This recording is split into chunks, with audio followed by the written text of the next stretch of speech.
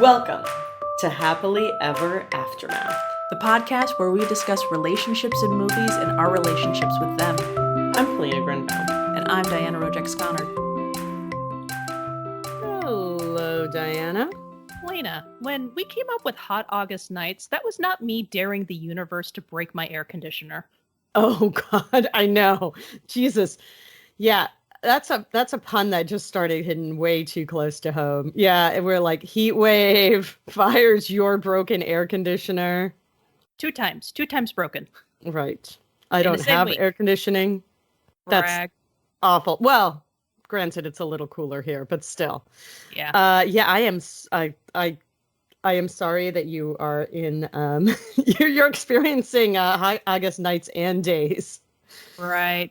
But it's okay though, because as I drip in very uncomfortable ways, I get to wipe my hands off on our guest. Yeah. Hello, Ryan. Hi. This is the strangest way to introduce a guest that we've had on this show. Congratulations. Thank you. Yes, thanks for including me. I'm very excited. I love this movie. Oh, good. I'm really, really glad. So the movie that we're discussing is Crouching Tiger, Hidden Dragon, which is from 2000. It's my pick, but Ryan loves it so much. He wrote a synopsis because it is difficult to find a good one. I agree. I concur. Yeah, everything tends to focus on like all of the fighting and stuff instead of the relationships. So yep. Yeah, you want to read it? All right.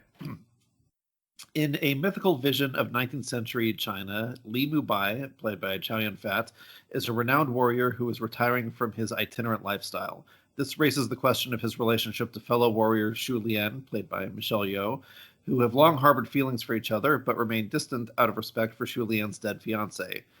They encounter Jen, or Xiao Long, depending on which version you're watching, but we'll be calling her Jen. It's played by Zhang Ziyi, an aristocrat's daughter who has been secretly trained in the same supernatural martial arts by the assassin Jade Fox, played by Cheng Pei-Pei. Jen is torn in many directions: the traditional life that her family wants, an adventurous but criminal life under her villainous master, Li Mubai's proffered mentorship, and a man named Lo, played by Chen Chang, a dashing bandit with whom she fell in love some years ago but left behind to return home. That is really good. Yeah, there's a lot going on here. And I thought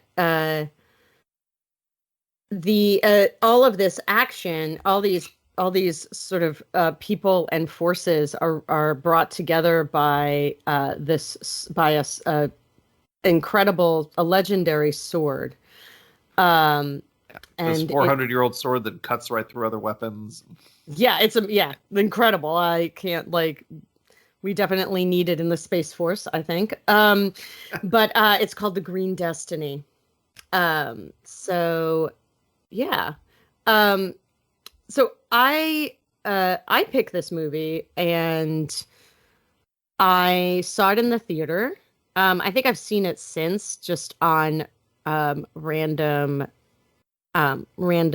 things, and to me, then when I was trying to think of a good movie for Hot August Nights, my brain kind of went to this. To be honest, first my brain went to lots of Monty Python movies, and I couldn't stop singing "We're Knights of the Round Table," which I will not subject you to, dear listeners.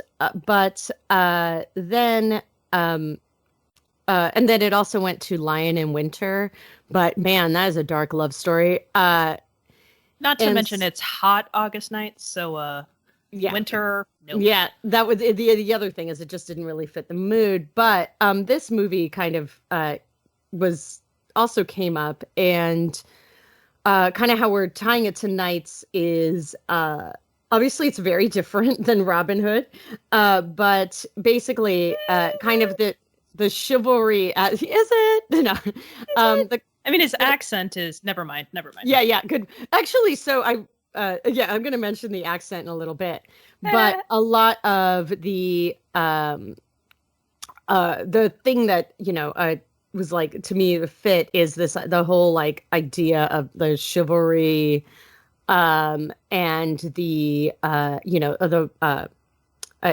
this dynasty was imperial dynasty, and then there's all these martial codes, and so I don't know, I felt like it fit, so I'm going with it. And it's our podcast, and it's hot, and no one can breathe, so we're just going with it. So I saw this movie, as I said, in the theaters, and it made a really big impression on me. And in fact, I kind of feel a lot of shame that I didn't follow up with more movies like this. I don't know if if I've seen a lot of the movies that it is like, but I do want to say that the accent thing. So I was reading an article about it, and basically, since everyone is from a kind of a slightly different place and tradition, actually all of the accents are all also supposed to totally not match. Oh yeah. So, but of course, I don't speak Mandarin, and I did not notice. Well,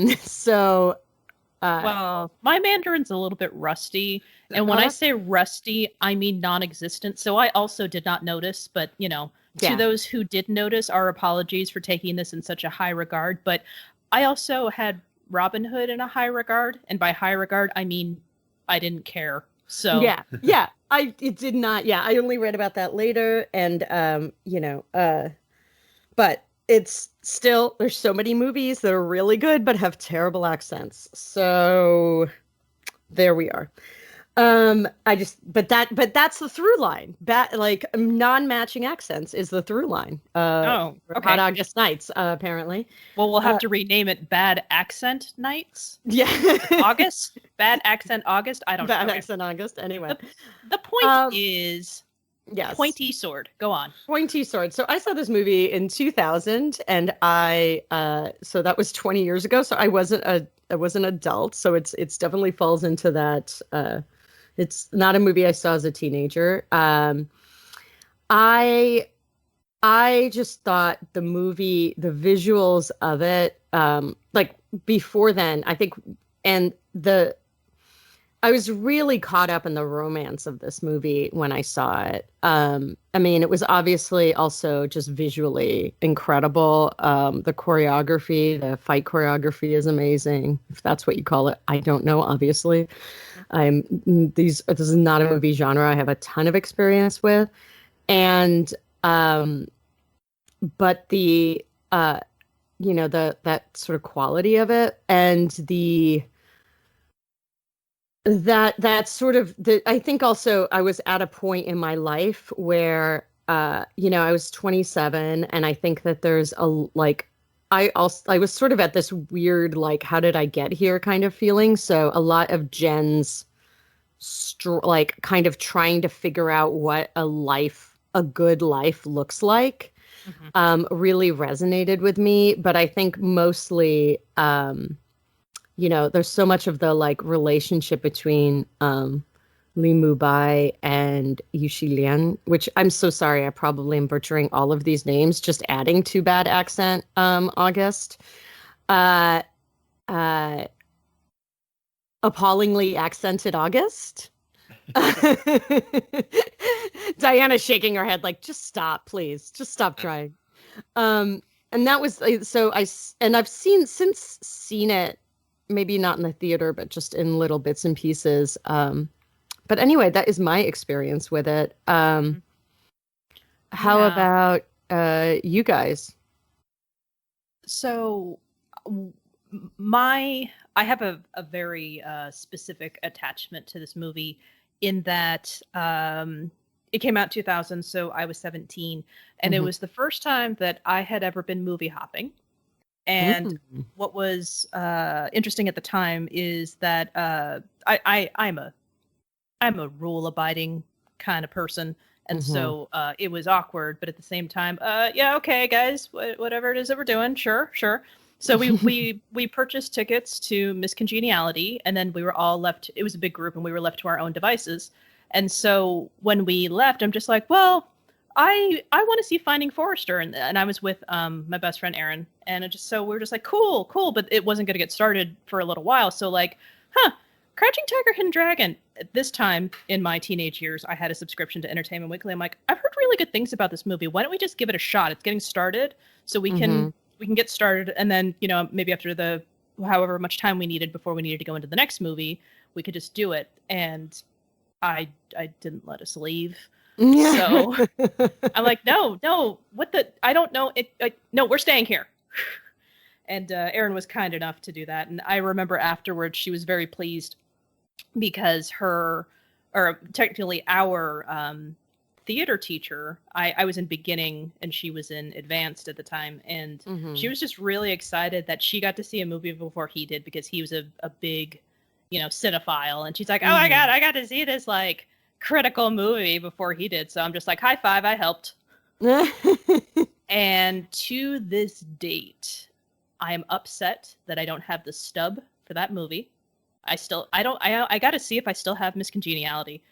And the other part is, I still haven't seen Finding Forrester. I have not seen Finding Forrester as well. I believe I did eventually make you watch Miss Congeniality, I think like on cable in the middle of the night. That is accurate. Yeah, we were celebrating our anniversary but had nothing to do, and I was like, no, this movie's actually a decent guilty pleasure. And it was a movie. Yes. It was fine. It was fine. So when did Sandra Bullock and Benjamin Bratt fall in love? Oh, wait, sorry. When she put him in the headlock? Yeah, that's probably about right. Yeah. Okay. I mean, that's usually when it happens in my experience. Same answer for usually when Dragon. Yes, exactly. Actually, most of our movies, really. Hey, hold that till the end. Sorry. Do you what about you, Ryan? How did you first experience this movie? I also saw it during its original theatrical run, and I was I loved it from the beginning. I was pretty enthralled, and I remember actually having kind of a very similar reaction to it that I did to Enemy at the Gates. Interestingly enough, because it was right around the same time. It was in that sort of formative teenage years when I was like, not naive to adult relationships, but like ready to be sort of shaped by more nuanced portrayals of them.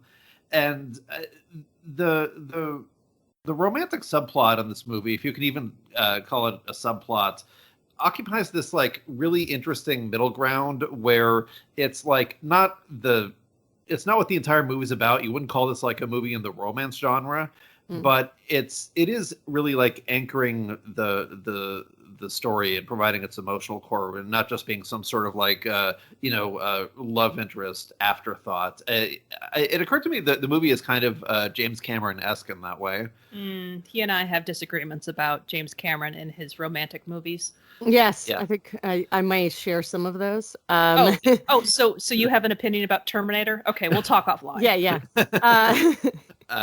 But yeah, and also kind of analogy to Enemy at the Gates. This is a movie where the like love scenes, or like the sort of like scenes of physical intimacy, kind of stuck out to me, because like at that age I wasn't like a stranger to sex scenes in movies. I had seen my share of like R-rated stuff, but again, this movie was sort of in this more sophisticated middle ground between like you see like the teenage farces or comedies where like characters having sex is some kind of like a scandalous or comical thing, and then on the other end of the spectrum there's like the stuff where it's just sort of an afterthought to heighten emotional tension, and maybe they like cut away early.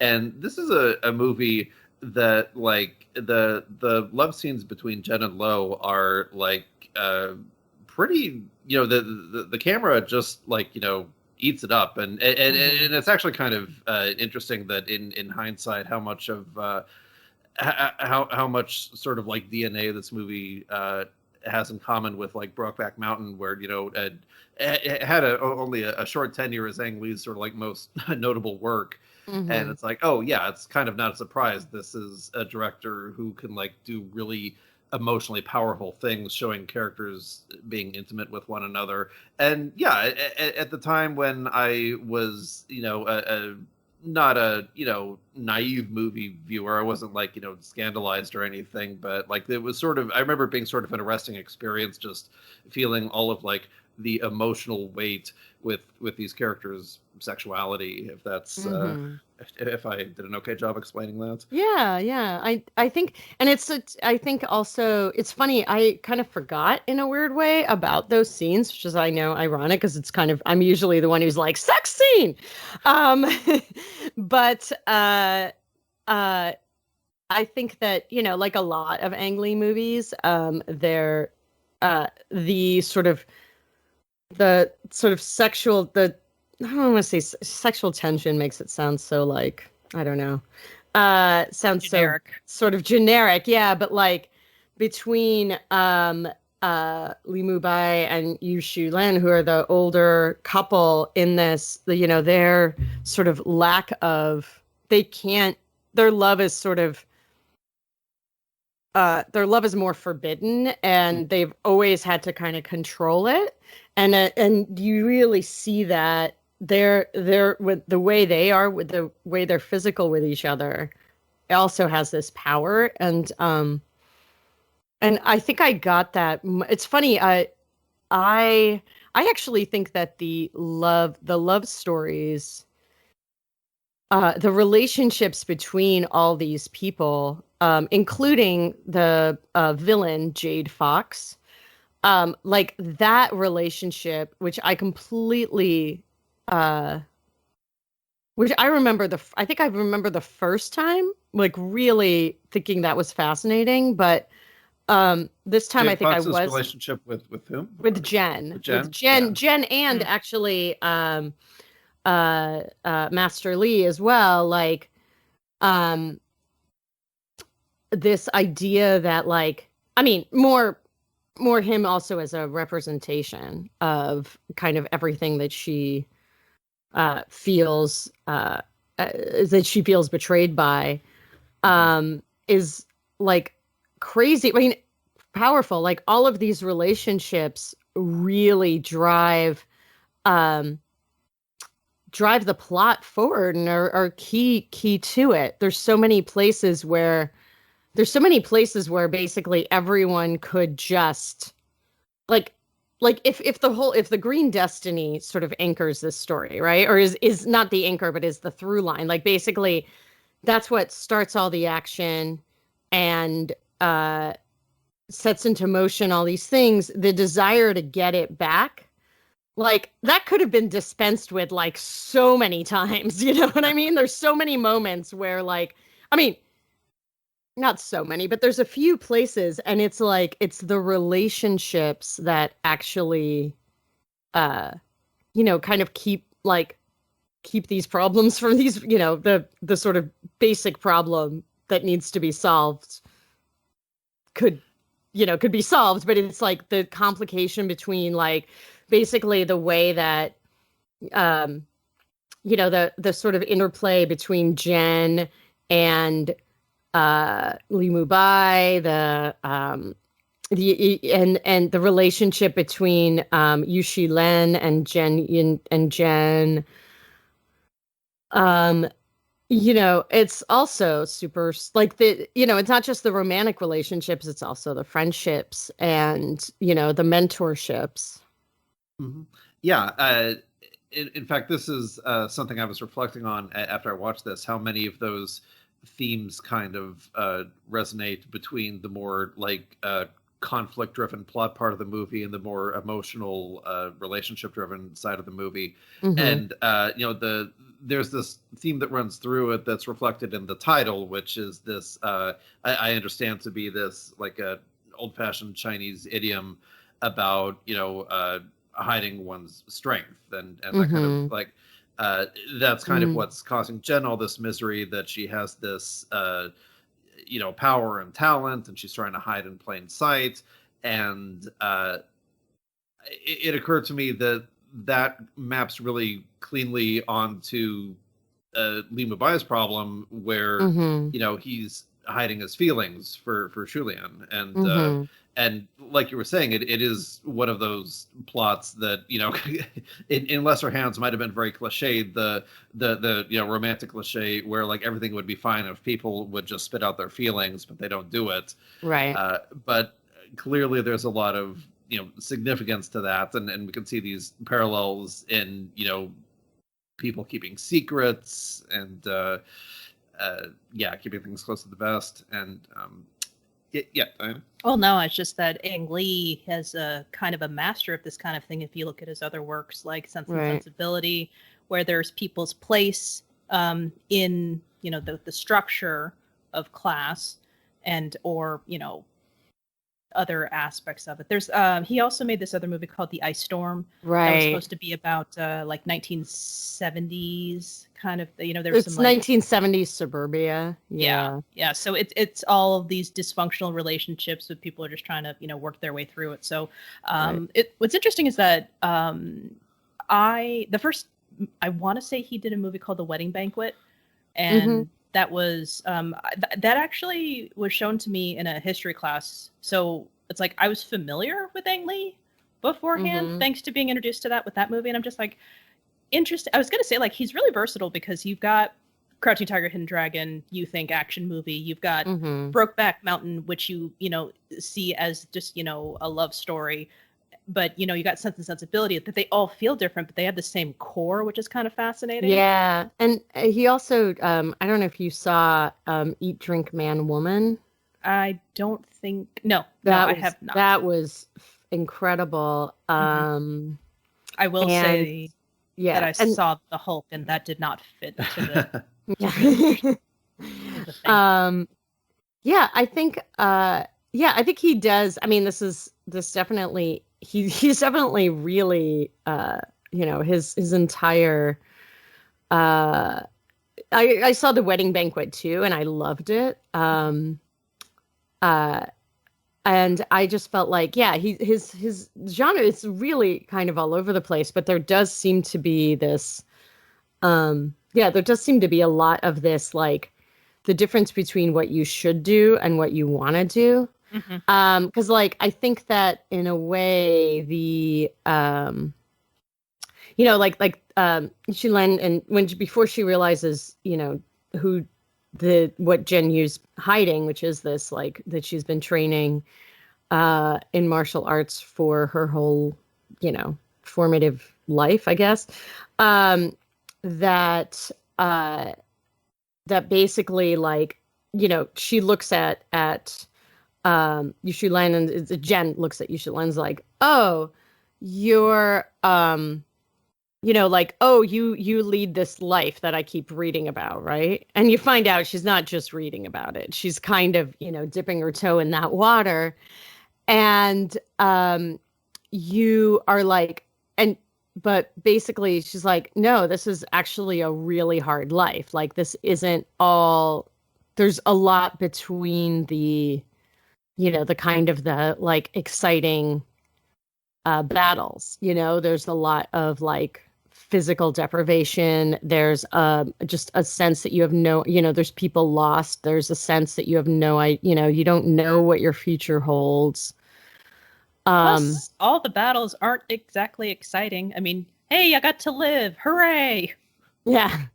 Well, yeah. But the thing is, actually, like, the battle, you know, as somebody who's really bored by fight scenes, a lot of the time, these definitely are, to me, really exciting and interesting, because there's also so much character, you know, there's so much interpersonal stuff that happens during this.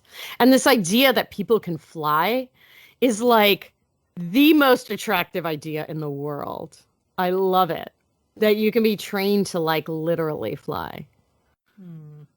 It seems like such a gentle kind of flying too. Like, not that you'd be afraid you'd crash into anything. You just sort of, like, leap and glide, right? Yeah. Right. Yeah. There's a real freedom to it, and nobody says anything. You don't have to hide it. Everyone's like, oh, I guess that person's flying now. Like, well, an amazing world. I mean, no, I think it has more to do with the lines of, oh, they've been trained, not right. Got their pilot's license. Yeah. But just like that, it's not even something that you have to hide. But yeah, you're right. I mean, obviously, it's like, oh, I wish I could fly, but, I didn't spend my entire life preparing. Well, I mean, they probably should hide it if they've been trained in secret. They're Yeah. kind of tipping their hat, as it were. Very true.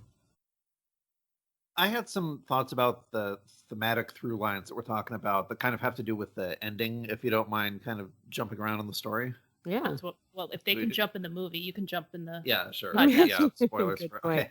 okay. So yeah, I think this ties into the parting advice that Shulian gives to Jen in their last scene together, which I forget the exact wording of the translation, but it came down to like be true to yourself, which on the surface level, it kind of seems like she's nudging her toward like, don't go back to this, traditional aristocratic lifestyle where you're going to be buttoned down unless you're sure that it's what you really want. But I think that's also coming from, her regret with Li Mubai that, she wasn't being true to herself all these years, and that Shulian herself is at the end of sort of a character arc that she's sort of imposing onto this younger person who's sort of under her protection of sorts. And when I was pondering it, I realized that kind of ties together with like the very final scene where Jen leaps from the mountain, and this is kind of informed by the legend that Lo had told her, and that adage that I think was translated as "a faithful heart makes wishes come true."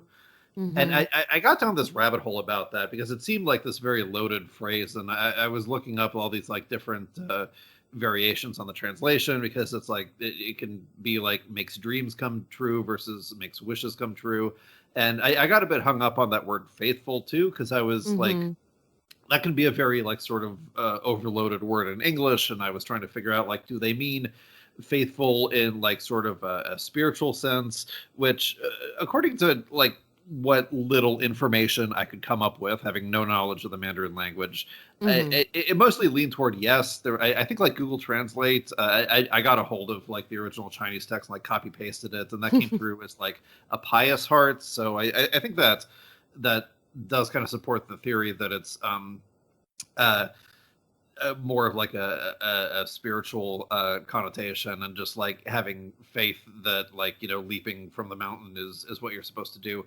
But there was one source I found that translated as "a sincere heart makes wishes come true," which struck me as really interesting, because you can also apply that to Li Mubai and Shulian, and that their whole tragedy is that they were insincere with their hearts. They had these feelings with each other that they never acknowledged, and they kept up this pretense of just being, friends and platonic partners, but ultimately they were insincere in matters of the heart, and their wishes never came true. They never got to be together until the very end. So I think, it's funny, the sincere, because I was thinking about that too, the sincerity piece with, especially like that really jumped out at me this time with Jen Yu, is this like, she really is I mean, she's young, but she's basically she's very, she's kind of a brat, she basically hides, she hides that she she hides the wisdom contained in these books from Jade Fox, and they're basically these manuals for learning how to be a warrior, and because Jade Fox can't read, I think that's what happened, and so can only or can understand that particular dialect. She, I mean, in a weird way, like, Lo basically sends her off. Like, they have this amazing life together, but he basically is like, look, at some point, you're not admitting that you will at some point want to be with your family. And, I need like, you should go and try to figure out, how, like, let's try to figure out how we can have a real, a full life, not just a life kind of, hidden, and always on the run. Yeah, Lo was playing the "What Happens After the Movie Ends" game. Right, that's it. Yeah, and I think that happily ever after listener. Right, yeah. And he and just I think so much of when she, like, to me, when she said that to her, my interpretation was this I think my first interpretation when I first saw it really was like kind of, yeah, don't, like, go to him, be with Lo, right? But this time when I saw it, it was more like, figure out what you really want. Here are, you've basically rolled through all of these options. You've gotten to be a brat and to be, kind of, to really sort of think about yourself and your position and your comfort. But like, those are good things, but they're not, as you said, the sincere truth. The sincere truth of what you want. There's like, when I was a religions minor in college, and one of our textbook, to kind of us, like, sort of the overview of when it got to a lot Eastern religions, is the first chapter was, I think it was on Buddhism, or it was sort of generally Eastern religions, was chapter 1, what you want. Chapter 2, what you really want. And I, and there, and so I think, as it was trying to do comparative religions, and I think I think about that a lot with this movie. I feel like that's the real, could kind of sum up this movie. Like, there's what Jen just wants, right? Which keeps changing, and she's not sure, and she thinks she has all the time in the world. And everything she does kind of has some consequences, but this is the time where she becomes an adult, because the things she does have consequences, like, she, and she can't just fix things, and no one's going to come and fix it for her. And, that is kind of where I took. So I thought, you're like, when you said sincere, I was like, yeah, that is really my interpretation of it. Like, sincere, what she really wants. She's sincere about the wishes themselves. Right. But like, really, really knowing what you want, not just like, I want pretty things. The guy, like, what is it that you are really, what is your life really going to be about? I mean, I don't think it's entirely fair, because at that particular age, what is it that you really, really want? I mean, there's still a part of your life that, okay, she strikes me as the type of person who knows what she doesn't want. Yeah, and exactly. That's kind of the way that I know how to live life, because lots of things, living a life of comfort, it's very easy to just be like, yes, I have this and I have this, and you don't notice it. So it's just very easy to go like, no, I don't want that. Well, I also don't want to starve, but I don't know starvation, so I don't know that I don't want that necessarily, until something actually comes along to, challenge that. So, I mean, it makes a really good point in the movie, to where she decides to jump off on her horse when her, her transportation, entourage is attacked, and her comb is taken. And it's just like, never mind the fact that they're stealing everything, and she probably would have been just fine for hey, that's my comb. And then it just became this whole thing.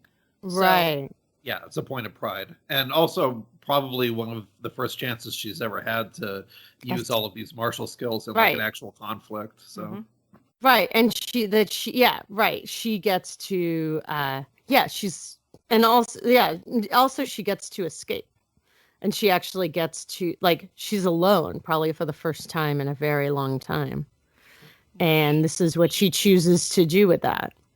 Yeah, but interestingly, she's not alone, because she ends up staying with of course. Lo, so. Yeah.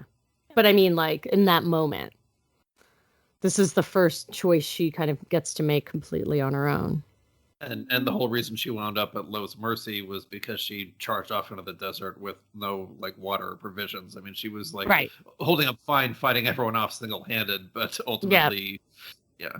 But doesn't know her limitations and doesn't know how to take care of herself and doesn't know how to do things, long term, which is like, I mean, I don't think this character was so fascinating to me and so interesting. Like, I do not mean by any chance, like I agree with you. It's her age. That is she's dealing with the appropriate thing of her age.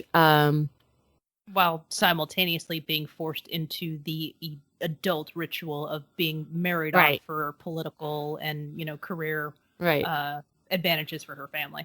Right. Yeah. And I think these are the reasons why one of the most important relationships in the movie, and one that we're not really talking about because it's not romantic, is between her and Li Mubai, and his desire to reach out to her and help her and lift her up. And, you can see her being tempted by it, but also conflicted. And this is actually something I read. I'm not sure who exactly pointed this out. It might have been like Ang Lee in an interview or something, but just interesting that it's sort of an inversion of the like cliched martial arts movie plot where you have like a talented young student who's seeking out a legendary master. Right. And this is kind of the reverse of that, where you have... that's a really good point. Yeah. Yeah, the legendary master who has found like the ideal student who has just like a ridiculous amount of raw potential, but he's like struggling to convince her to accept his teaching, and you can't convince her to be a student, as opposed to like the student trying to persuade the master to teach the student.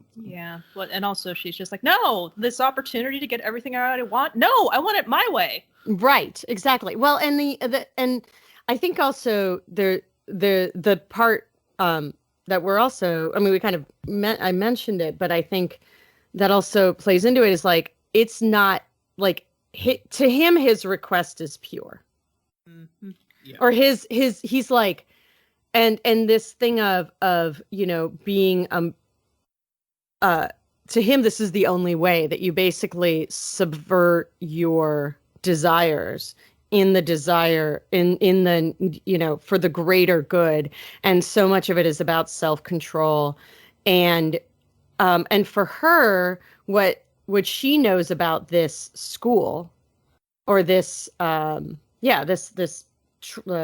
training, is that they are they basically, they're the way that they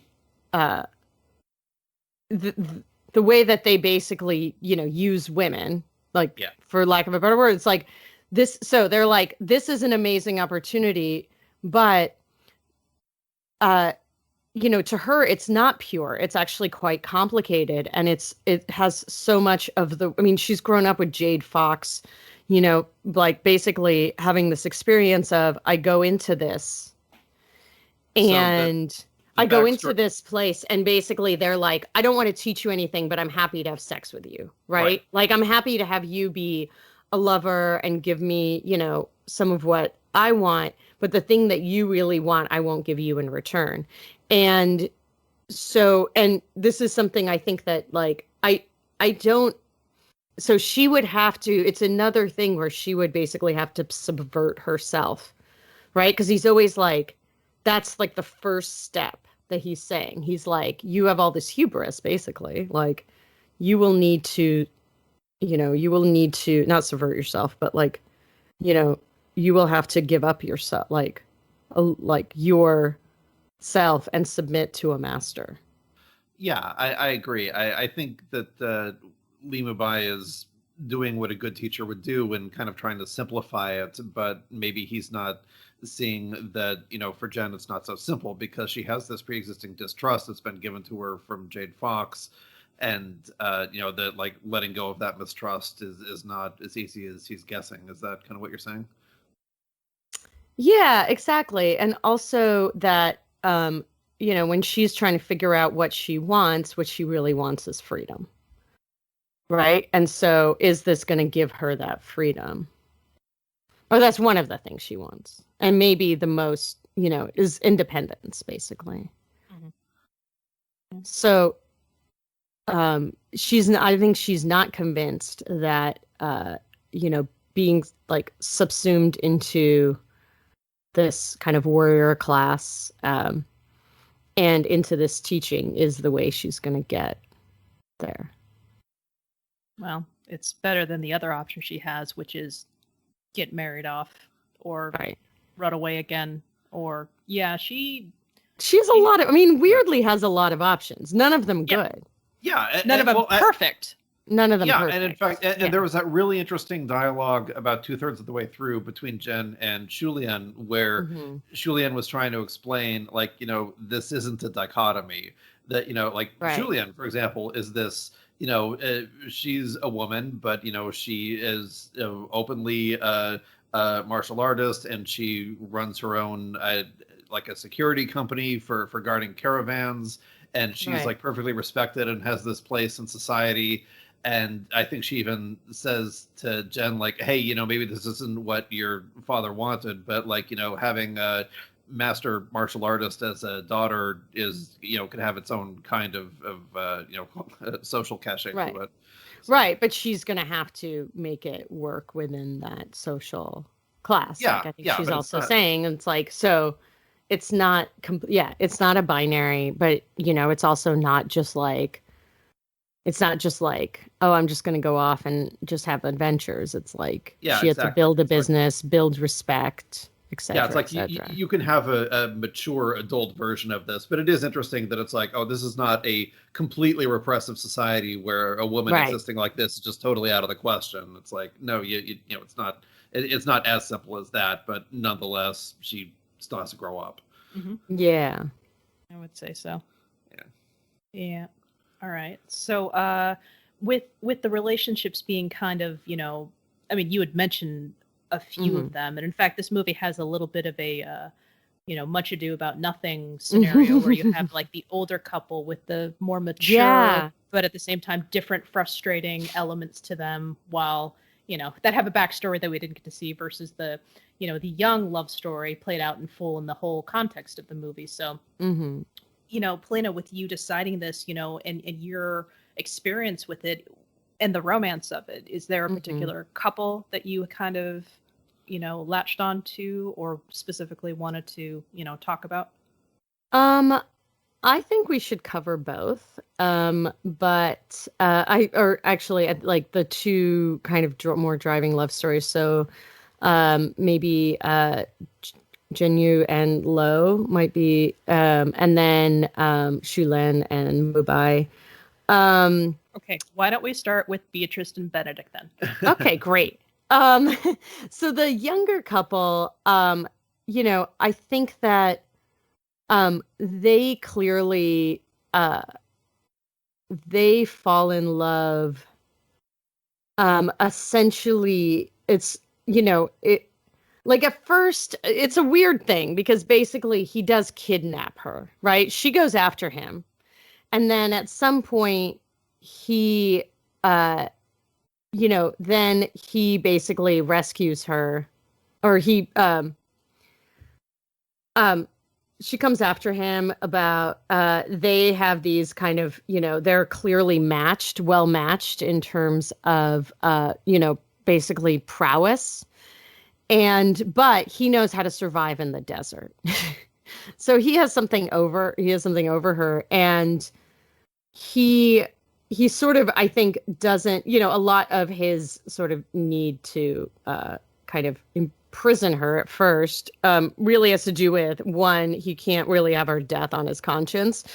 But then also either, I don't know, maybe I think he can stay safer, or I don't know. That's a little weird. Yeah, I'm with you. It's a little unfair to call it a kidnapping so much as she chased him until she lost consciousness, and he was worried she might try to kill him again if she woke up. So right, and then also, but in the beginning, I think even before then, he's sort of right. No, he took her things. Yeah. She ran after him.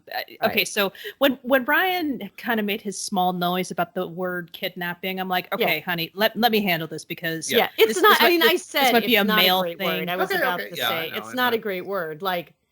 But Yeah, there's because there's this great line in Arrested Development, and I'm imagining that's what Lo is doing, where she goes out into the desert, and he has to make sure that she doesn't die because the line from Arrested Development is just like, oh, I'm gonna get blamed for this. He's imagining her dying. Oh. Right. That's exactly it. I think there's a lot of that. And so I think but I think that basically, eventually, like, I think that I think he falls in love with her before she falls in love with him. I think it's actually like in their first fight scene. I think that he sees her, he steals it because he's like being roguish, because he's going to take everything else anyway. But it's, but just the watching like her ferocity. I think her ferocity and her stubbornness, I think, is like so. Like I think he senses in her the same. Like he's such a like, he's such an interesting figure. He's so he's clearly like smart and really sensitive and very he sings. He has this beautiful voice. He's reading. He's just like he kind of has this great pleasure. Takes this great pleasure in life, and he gets to kind of live as he wants. And I think he sees in her somebody who also has the same ferocity about life and about living it. And I think that's when he falls in love with her, is very early on. It was like basically their first fight, that it's this intimate thing, and he feels like he sees her. And I think though, I actually think that she falls in love with him when there's a scene where basically he is like, you need a bath. Or like, you must want a bath. He doesn't even say like, you need a bath, which she probably really does. But basically that he wants a bath, that, this is something you want. And he is so aware that, he's like, I will sing so you always know where I am. And the fact that he puts a bath together for her in the middle of the desert, and figures it out. And then his voice is so beautiful. And, this, and I think she's like, oh, wait, this is another life I can have. Anyway, that's my feeling. We don't see Mubai and Shulin. We don't see them fall in love. But we know it happened off screen. So that one's a little harder to talk about. Yeah, I think their friend Surte kind of gives away the game, that he just sort of announces that they fell in love like years before the movie started. Mm-hmm. So, right. Yeah. So we can't. There. Yeah. And they maintain that through just how they are with one another, and it's wonderfully apparent, and how they treat each other. Yep. Yes. Yeah. How about you guys? Yeah, I definitely agree with you that Lo must have been feeling an attraction to Jen from like the very first time she like pursued him on horseback, because you're right. This is like must be unlike any girl he'd ever encountered before, and but also the a fiery passion to match his own, and just an incredibly beautiful woman too, as I call it, Jade Fox and her apprentice Stone Fox. Yeah. But I would categorize that more of like the initial attraction infatuation phase. But I was watching with rapt attention the individual beats of that scene in the cave, what you were describing with the bath and the singing and everything. And I think that runs right up through their first sex scene, which is like this outburst of attraction that is the first indication that they've ever given outwardly that they were more than enemies. But I don't know. I kind of read that still as more of like a kind of expression of animal lust. But what's really interesting is just the transition between that and the following scene, where they're just like immediately more comfortable with each other. And I kind of put the point at which it turned from attraction into affection. It's sort of the boundary between that of like after they've made love for the first time, and but presumably this is Jen losing her virginity, and I could only speculate about Lo, but this is figuring out what to do with those feelings, and all of a sudden feeling intimate and comfortable with this person whom you barely trusted, if that, moments earlier. I kind of peg it there, because like you can see very clearly that like they're trying to, they have to like pause and reassess this whole, not just their personal relationship, but this entire situation that Jen is in. It's probably just completely changed context as soon as that sexual encounter happened. And yeah, I think that was the biggest turning point in my reading of it. Diana. So I would assume with what you saw with Jen going out and stealing swords of destiny, plural, I wouldn't necessarily assume that was her loss of virginity, because I can see if she goes after what she wants and she's able to sneak out and do what it is. Probably not. It's probably a safe assumption, but I'm going to say I don't think it's necessarily the correct one. Interesting. Yeah.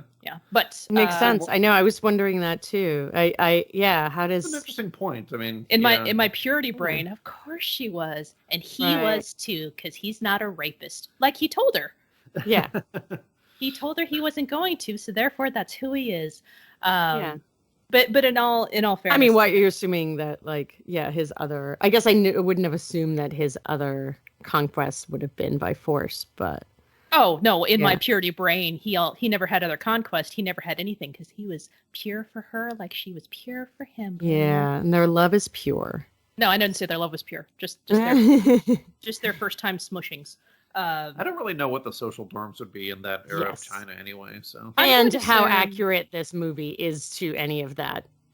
Also, of course. Yeah, I hear the flying is exaggerated. History. Yeah, I've heard that too. Like but couldn't, but done well. Yeah. Oh, obvious. Yeah. So for me, it's so funny because as you mentioned, Polina, like it's just them in a cave for a while, so there's like not much to work with, but at the same time, a lot of it is happening there. So for me, I think it did happen off screen for Jen and Lo. Well, for Lo specifically, because he does give her the whole, the craftiness of setting up a bath for her and allowing it to happen. And, let me, I'm going to sing so you know where I am at all times. And so what I think is kind of great is you're watching this kind of evolution of their relationship, and then there's like kind of long spans of implied time, so it's kind of unclear how long they're together, but he is saying like your family is gonna come back for you, and there's this implied again, I'm gonna get blamed for this, even though she was still there. I mean, I'm sure by that point she was able to go back if she wanted to, so she stayed because she wanted to. And so I think when it's an off-screen scenario where when he decides to have the conversation with her about you're going to miss your family. So that's when I think by that point he is in love with her. And she gives him the comb, and it's kind of a very important thing. And I know it's meant to be symbolic of her, like, her stubbornness just kind of undoing because of this relationship that she is, this love that she has grown and fostered for a bit. But clearly she still has this stubborn, spoiled bratness that you kind of alluded to earlier, because she's still stealing swords. Well, swords of destiny, singular, as far as I know. And not for really a good reason. Like, it's not like... Well, it's very Cartman. Whatever, I do what I want. Yeah, exactly. Yeah. I've never gotten anything from her besides I do what I want up to this point. So that's just my thing. And the fact that she, like, it was returned and then it's just like, I gotta go again, taking the sword. It's like it's like the parent's credit card or something. Sword of destiny, it'll let me do what I want whenever I want. Right. Which it kind of does to a point. But I believe that she does not fall in love as hard as Lo falls in love with her. Because what's difficult about it is that everything she experienced up to that point, I think she may have gotten closest when he returns to her, right before she's supposed to get married. Mm-hmm. But I actually think, and this might be a little bit, contrary to what you two had just said, I don't think that this brat that we've seen, even if she has matured in a manner, is fully capable, because she still just kind of goes off and does as she does. So I'm going to say she gets the closest to falling in love with him when he comes back for her and sees, wow, it wasn't just letting him go, because she's still going to be like, no, I'm going to do this thing because I'm stuck in this class system. And he's like, I'm here. And she's like, oh, go. And then, there's this whole situation. Is it like, who attacks her, wedding thing? I can't remember. I can't either, actually. Lo does. Lo does. I wasn't sure if it was Yeah. like someone else and he comes in, or if it was him because he wants her back. That's right. He does it. So I think by there it's just like kind of another thing of just like, oh, I think I'm in love with him. Oh, he's still trying for me. I'm still not there yet because I still need to make a decision about what I want with my life, and what I want to do is not make this decision. So I think she still is. She has a barrier that's still really, really difficult. And I'll say that at the end, when she is kidnapped for real by Jade Fox instead of this muddled definition of kidnapped earlier.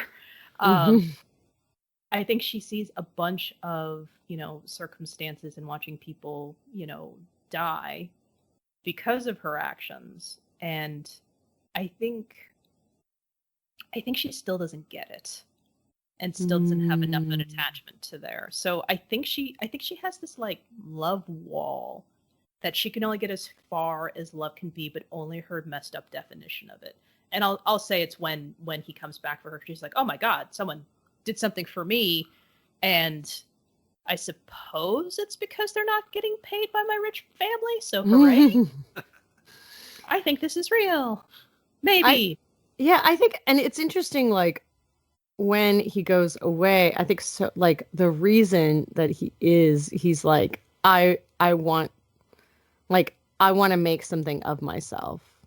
And then I can just be a part of your life as a normal, like, we can have a real life together, not just a like kind of a like an on the run outlaw life, like an adult, that includes your family. So there's like kind of a that so much of that I'm gonna get is like so much of that is a cultural kind of not cult like the kind of value of like there's the love, the like, if this person's gonna be my quote unquote wife, like I I need to make sure that we're living in a society.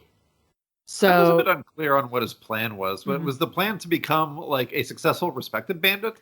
I have no idea. I was wondering that the whole movie. I'm like, when he did it, I was like, well, how exactly do you go about this? It's not like you're, and then you like, this is obviously going to take a little while.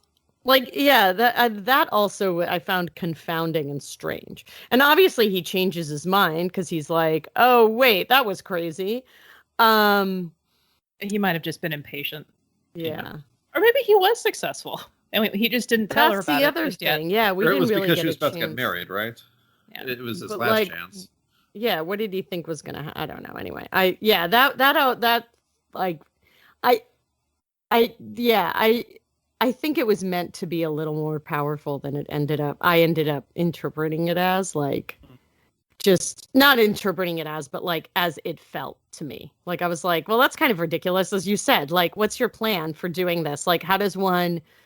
Are you just going to steal enough and then be like, okay, well, I stole enough stuff, so now I can get out of it? Like, I can get out of the game? Like, what is going on? Like, that does not work. Well, based on movies I've seen, that does not work. I have no idea. I suppose, as with the Jen, it comes down to youth. Like, we were just saying earlier that Jen did not have a good plan for herself, and apparently neither did Lo. Good point. Mm-hmm. Yeah. I mean, ultimately, it comes down to someone else come in. Lo, why don't you go hang out over here until we get this taken care of? Thanks. Yeah. That is kind of what happened. Yeah, it's like well, you could have also like he seems pretty good. Maybe he could have like been of assistance, but no, we're just gonna like leave him on this mountaintop. Well, maybe that actually shows his maturity of following orders. That is true. Oh, that's a really good point. He has actually humbled himself to a master. I mean, don't we all want to humble ourselves to Chow Yun Fat? Oh, yes, we do.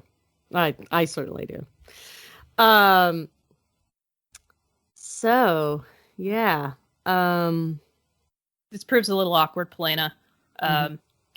What do you think happens next? I hate going first. Shall one of us go first? Then? Yeah, you guys go first. Not it. Okay, I'll go first. So I was trying to remember if there's precedent for what happens on this podcast if like only one of the partners in the romantic relationship is dead.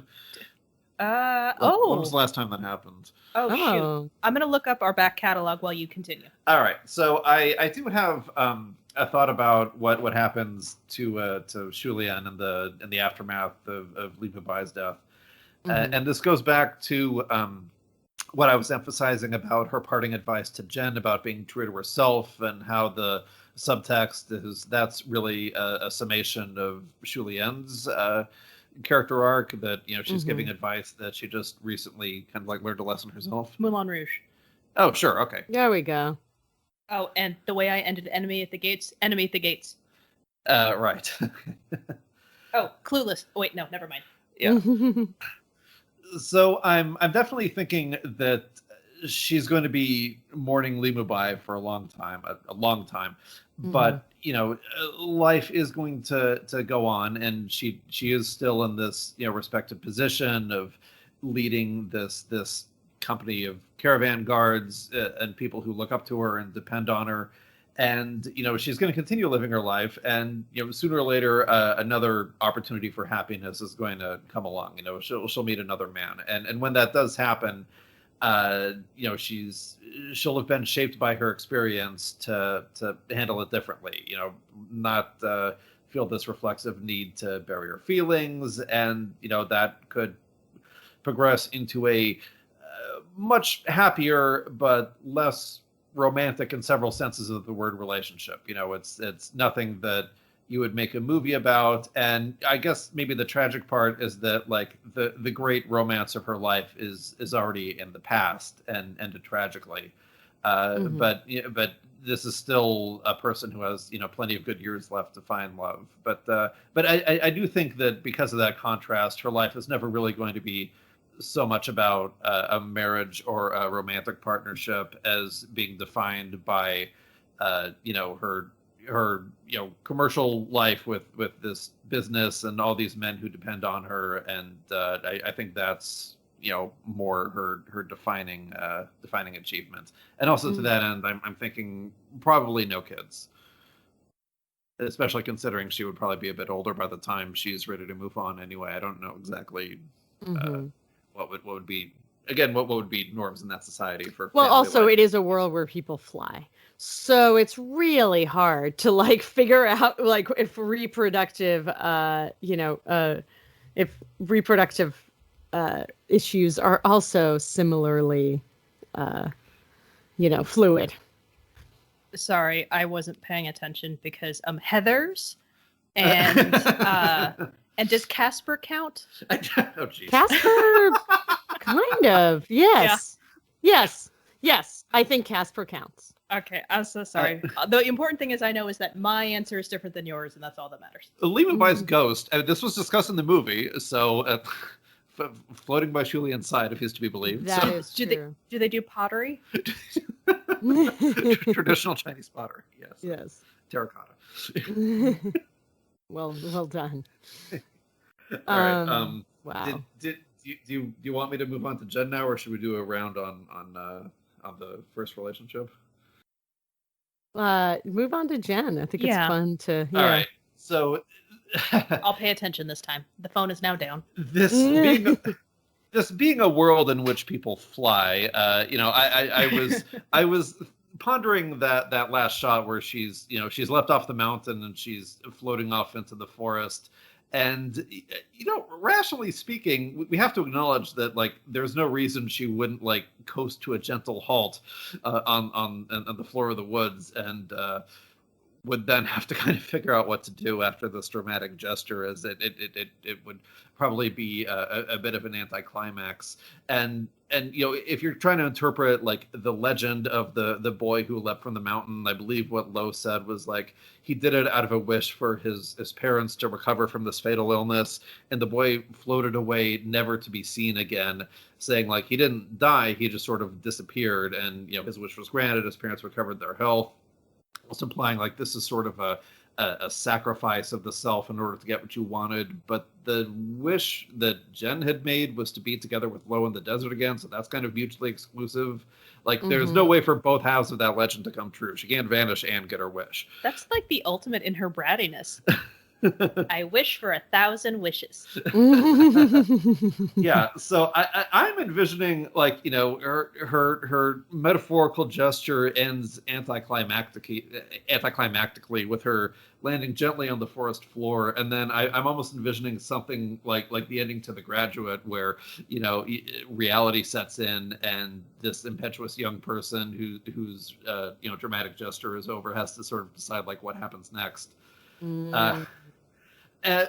But I think the good news for Jen is that she is also at the end of this development arc, and in her final moments we do see her being very serene and sort of accepting of all that's happened, and that this is the first step in living this more mature life that we've all been talking about. So I think that she would probably make a go of following Shu Lian's more detailed advice about how there is kind of a middle way with she can still live in society and be a woman warrior like Shu Lian was. So I figure she returns home and tries to long term find a way to fit Lo into the picture, which I don't even know, like, what sort of political maneuvering would have to happen with him being, like, a notorious criminal, and could that, like, be hidden or whatever. But I figure it goes okay. Like, she has to accept compromise. I'm gonna say eventually gives up and leaves the aristocrat's lifestyle, and she can ultimately have a long-term relationship with Lo, which I think out of all the options is the thing that she would value most. But again, I feel like the sort of poignant tragedy to it, much like with Shu Lian, is that the best days of that relationship are behind them. It's never going to be as wonderful as it was in those initial days in the desert, and that's kind of her own tragic loss as a result of everything that's happened. Very, very nice. Yeah. But Yeah, basically, those are really beautiful. I actually had my own thoughts on all of this, but listening to Ryan tell his ending, I'm tweaking mine because I kind of like where this is going better. The idea behind Jen leaping off and the idea that she can just, fly. Yeah, she could very easily just, like, not really learn anything and just, like, wow, that was some truly extreme sports. I invented extreme sports right now. I'm rich.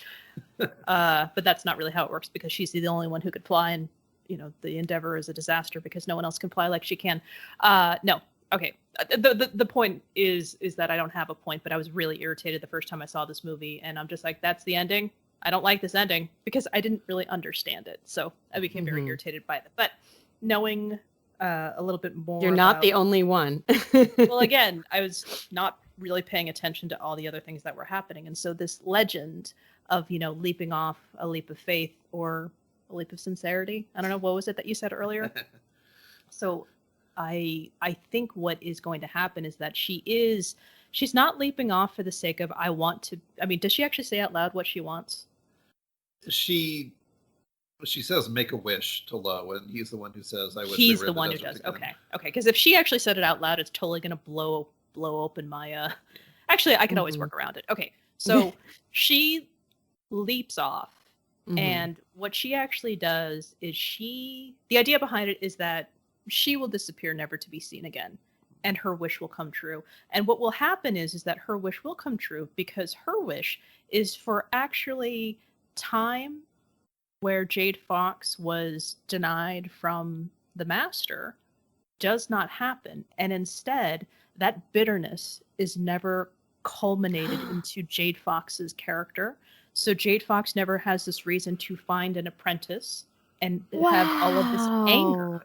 And additionally, the master, is not murdered. So in turn, what's going to happen is that she's trying to undo Chow Yun Fat's character's death because his master is there and he's able to continue learning and eventually work into the sincerity that it takes for those two to finally become together. Wow. And in turn, what's going to happen is that because Jen will never have that type of training, she's going to maintain her bratty, aristocratic self, but never have anything taught to her to where it thinks that she can go beyond it. She's just going to keep going. She will never find low. She will never have that life. But in turn, her wish is granted to where the death that she caused and the love that could never be is repaired in these others. And she will, in turn, kind of never be seen again, but only in this person who was a potential for a master. But that potential will never be known because she will never be offered the opportunity to get it. Damn. Man. Whew. That one was... So my original one was she's going to dive off, Chow Yun Fat's character is going to come back to life, and they're going to have their happiness, and she's going to have her happiness. But no, the legend is to never be seen again. I can't let everyone be happy because she jumped off a thing and she could have saved herself. It's wrong. I can fly again. Yay. So no, let's have it go to where she will never be seen again. And she can live in the knowledge that her wish came true. Wow. Thanks, babe. That was amazing. Thank you. Lee, my favorite part is when I thought the thing where you said that the original sin that basically, takes everything. I was saying that the original, that the, basically what sort of catalyzes all of this, action is the sword. But actually, I thought is such an amazing insight that basically the, catalyst is actually Jade Fox's, is the original sort of betrayal, or as she sees it, the betrayal against Jade Fox. Mm-hmm. Wasn't exactly not on Jade Fox's side for a while. Yeah. No, I mean, the minute that and I that was one thing that when I first saw the movie, I don't think I really, which is funny because I think I was going through a lot of this in my professional life. So I find it hysterical that I just sort of missed it.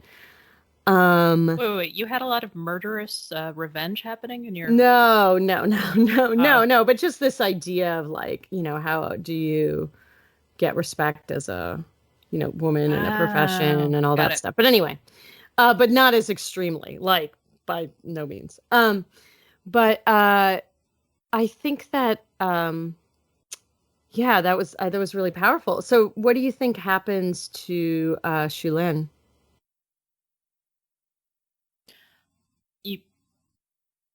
You? Me? You? I went already. Yeah, okay. Yeah. What Diana. Me? I'm sorry, everyone's together and in love except for Jen and Lo?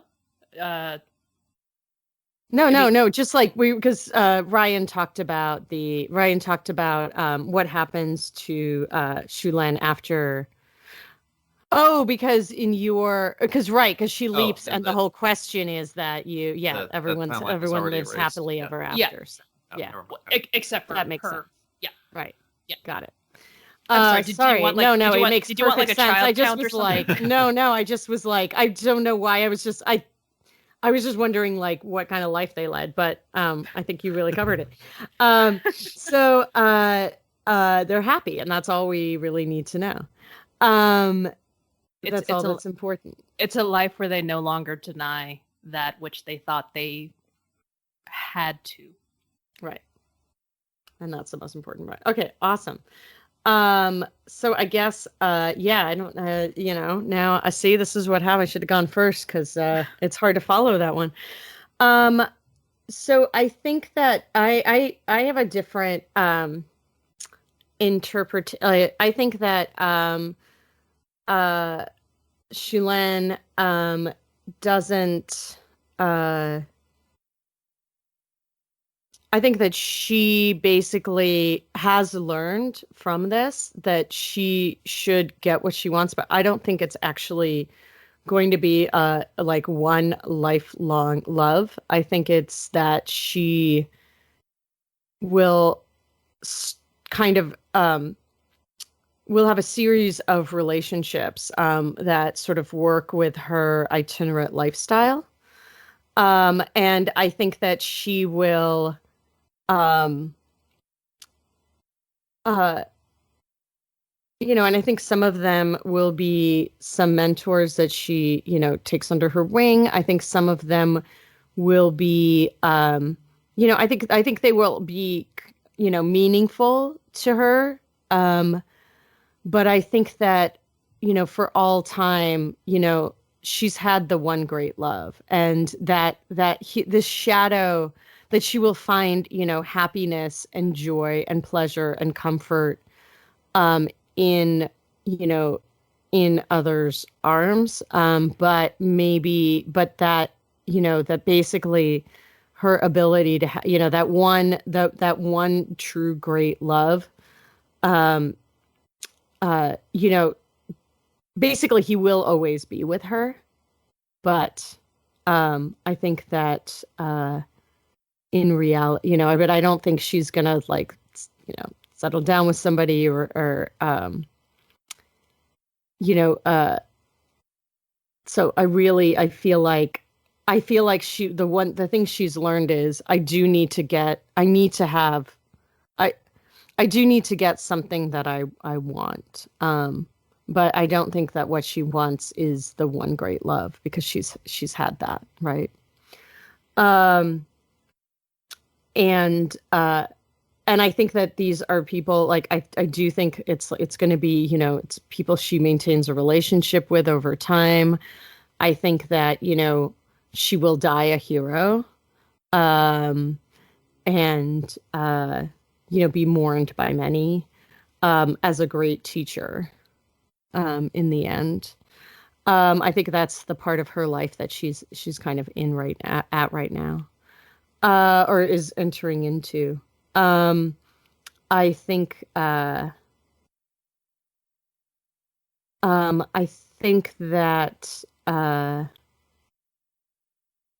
yeah. I think with Chen, the whole thing of her leaping is the same way. It's frustrating. It's like, what happens? What does she wish for? And I think that one of the things that she realizes when she comes back, and it's too late. And it's too late by minutes. She basically goes away, concocts the poison, or the antidote for the poison. Okay. Then she returns to the cave, and she sees, that he's passed away. But he's passed away really only moments. That's my interpretation. It was moments before, very, very soon after. So basically, I think that's accurate. As an adult, that is just a huge turning point for her life, because she's realizing like,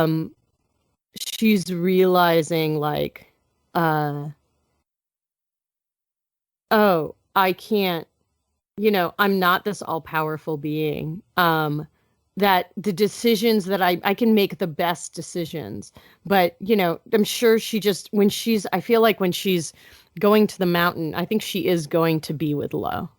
But I think that once she is with him, I think she realizes that their love is so strong, but that she is not mature enough. And what she really needs to do is, and she has so much learning to do before she sort of, and she doesn't actually know what this sincere thing is. So I think her wish is pure and adulterated happiness for both Lo and Xulin. And I think that basically, like maybe so I guess my fantasy is this never seen again is that she leaps to freedom, right? I think she's leaping to, and suddenly freedom is basically the freedom to get to know herself on her own terms without being something to somebody else. And until she knows, who she is without all of those trappings, of her beauty, her station, her skills, she can't be anything for anybody. So I think that basically, she sort of she's in this sort of shadow world and this vision quest. And I imagine it being, practically speaking, sort of that she literally can't be seen. Like she's this, she's another ghost. And she basically becomes kind of she's living in the forest, and she basically becomes, a savior for others. And she realizes she really understands, she starts to really think through her actions and how do you be a force, for good. And once she figures that out, then she goes and enacts it. So it's kind of, yeah, that is my theory. She knows she's not there. She's not where she thought she was. She's not, an adult. And she needs to, learn that. But I do think part of her wish is the happiness for all of these people. She just, I think, knows she can't really do that. You can't give that to Lo because she doesn't know herself. So. Wow. That's me. Heavy stuff. There it is. Yeah. Well, it's a heavy movie. It is. And interestingly, when they're gliding, it's very light, but yeah. the movie is itself, it's, a lot in the core. Yeah. Yeah. All right. So with that, we have ended Hot August Nights. Yes. Or hot accent, bad days. Wait, whatever. Hopefully we have ended Hot August Nights so that your heat will no longer be a problem. So I mean, if we had that kind of power, we would be subjects of an Ang Lee movie. That's very true. Good point. And we do not. So yeah. We would love to know what you think about Crouching Tiger, Hidden Dragon. And you can get a hold of us on Twitter and Instagram at HEAMCast. HEAMCAST. We're also on Facebook at Happily Ever Aftermath. If you like our podcast, you like us talking about all of these movies, please spread the word to your friends and family. That's the way to help us grow the show. Yeah. We totally want to hear your opinion, including how our, please correct pronunciation and name tenses and things like that. That would be helpful. I mean, but also, how do you guys interpret the end of this movie? Yep. And any time you contact us with that correct pronunciation, we'll turn on an auto reply apology because yes, because I'm not the best at this. I'm terrible. I'm sorry, but hey, next time. Yes. So next time, we're going to have a guest.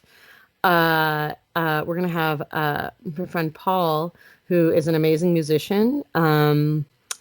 Also owns a business, and is he's been a longtime listener, and he is doing he wants to do a movie called Bad Boy Bubby, which is a movie from the 1993, and it looks really fascinating. And it's actually on Amazon. So it is available, and you guys should watch it and then listen. Yep. Amazon, not a sponsor of this podcast. No. Alrighty then. So I know nothing about this movie, but I'm looking forward to it. So until then. Yeah. Thank you, Ryan, for joining us. Thank you for having me. This was fun.